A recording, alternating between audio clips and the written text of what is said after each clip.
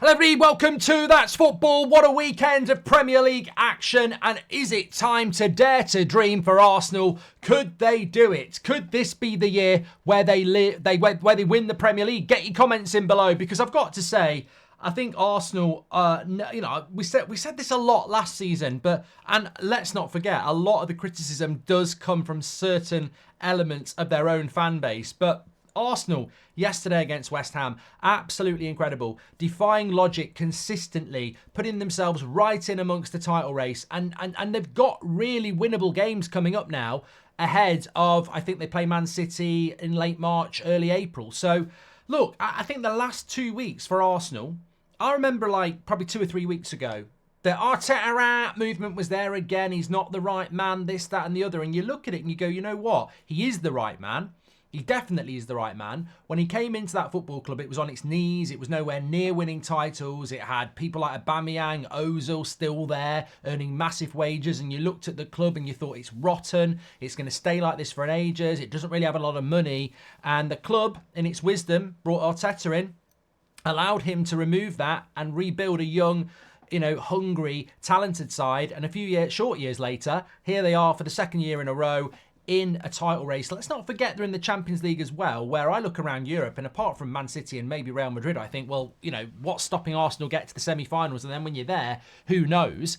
I think what they're doing is still incredible. I think this season they've gone massively under the radar. I still think people don't actually watch Arsenal and appreciate that last season was a complete and utter out of the blue shock that they actually were in a title race. At the start of last season, most people didn't have them in the top 6 or even the top 4, and yet they pushed Man City for a title. And then this year, it's almost like, oh yeah, they're yesterday's news. It's about Liverpool and Man City. When I still think it's absolutely incredible that they are where they are, because they still haven't got a striker. I still don't think they've got enough cover in the midfield to play next to Declan Rice, and I would still say they haven't really got fullbacks. So I think Arsenal are still very much a progressive work in progress for Arteta, and yet they get judged by certain elements of their fans and others as being a bit of a joke. And up until that Liverpool and West Ham wins, and they are massive, those 6 points aren't just 6 points. You beat Liverpool, who are banging form, and basically if Liverpool win that game, they end Arsenal's chances of winning the title. They beat them, and then they go away to West Ham, who are coming off a disappointing loss at Old Trafford, where they 3-0 sort of flattered United a little bit. We deserved to win, but 3-0 was a bit of a over-egging of the pudding, really. And then Arsenal go and beat them 6-0. They're 4-0 up at half time. It's an incredible couple of games, and I didn't have Arsenal down as winning that game because I thought, London derby, away from home, you've just beat Liverpool, it would be typical, and it's a difficult game as well that Arsenal don't follow up that with a win. And they'd have took any win, but to win like that is magnificent. And I think that I think Arsenal just around Christmas time looked really tired, and I said that they hardly played in January, and they look like they've massively. It almost has been a European break for them, because I know the Premier League gives you one weekend off, but because they're out the FA Cup as well, they've had a lot of rest and recuperation,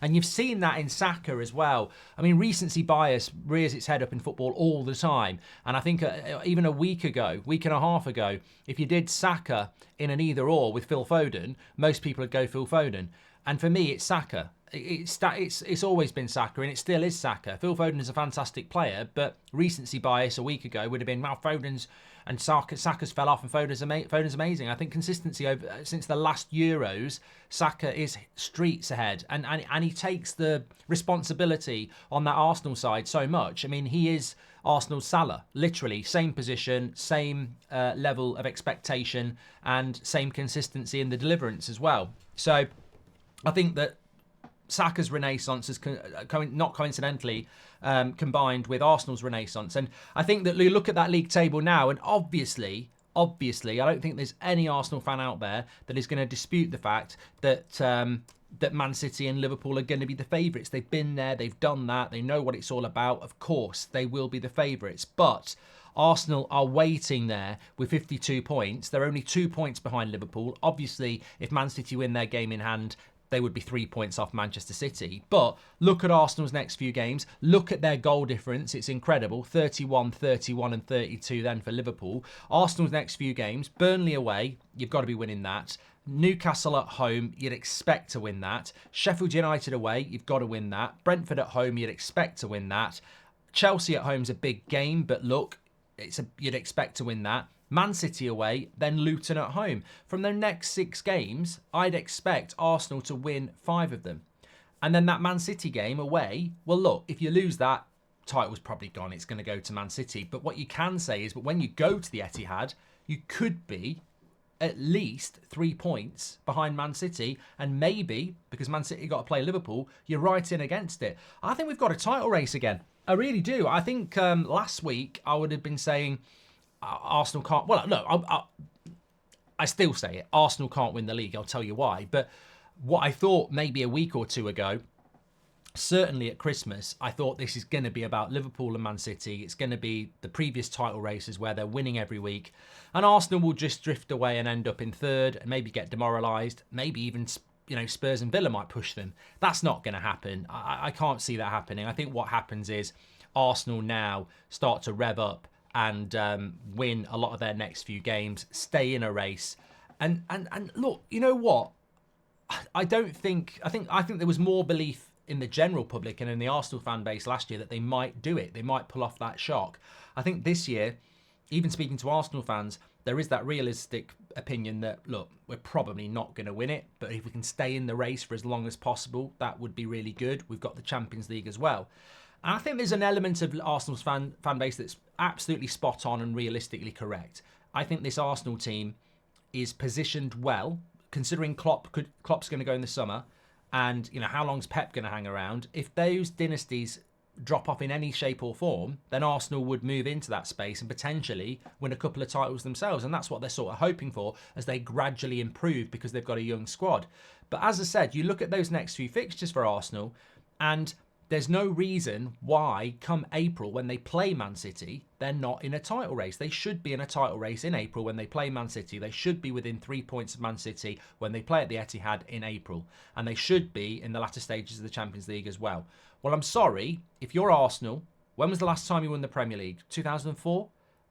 Arsenal in 2024, in a title race in April, and in the latter stages of the Champions League, I'm sorry, I don't care who you are, I don't care how long you supported the club, I don't care what ex-player you are, Arsenal in a title race in April and in the latter stage of the Champions League, that is a good season compared to your last 20. And it's a progressive season as well. And I think sometimes people want to burst the balloon, start shouting Arteta out, start being negative. But the point is, Arsenal are doing incredibly well when you look at the journey they're on. And for me and many others are still very much not at the level that Man City are in relation to squad depth, and also Liverpool are in relation to squad depth. That's the great thing that Klopp's built this year. He's got a very big squad, especially around the midfield and the attacking options. Arsenal attacking options are okay without having an out-and-out striker. Midfield, I think, is a little bit slim, especially with Partey hardly playing. They're very reliant on Declan Rice. And as we know, at fullback, you've got Ben White playing at fullback, and Zinchenko's not necessarily done that great. So Arsenal do not have the squad that Liverpool and Man City have, and they certainly don't have the experienced manager they have. So I think where they are doing really well, and they probably don't get the credit they deserve. Can they win the league, though? Get your comments in below. Let me know your thoughts. What do you think about the video in general? Do you agree with me what I've said about Arsenal? Should they be getting more credit, or should they be being written off because they ain't good enough? I think it's a bit unfair. Smash a like on the video. Make sure you subscribe, and I'll speak to you on the next one.